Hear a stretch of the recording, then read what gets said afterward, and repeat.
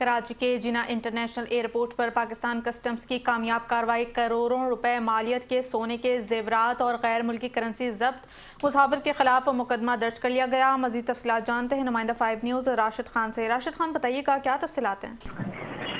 جی، کراچی کے جناح international airport پر Pakistan customs نے کامیاب کارروائی کرتے ہوئے سونے کے زیورات، گولڈ بارز اور بھاری مقدار میں غیر ملکی کرنسی برآمد کر کے ضبط کر لی۔ ترجمان کے مطابق 8 اپریل 2026 کو عدل صبح تقریباً 3:55 پر اتحاد ایئر ویز کی پرواز کے ذریعے ابو ظہبی سے کراچی آنے والے ایک پاکستانی پاسپورٹ ہولڈر مسافر کو، جو اپنے اہل خانہ کے ہمراہ سفر کر رہا تھا، مشکوک قرار دے کر ریڈ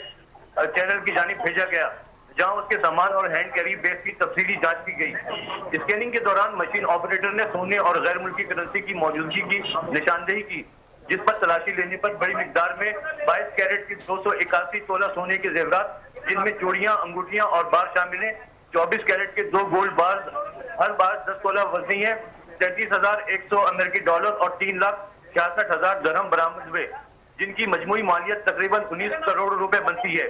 کسٹمز حکام نے تمام اشیاء کو کسٹمز ایکٹ 1969 کے متعلقہ دفعات کے تحت ضبط کر کے مسافر کے خلاف مقدمہ درج کر لیا ہے،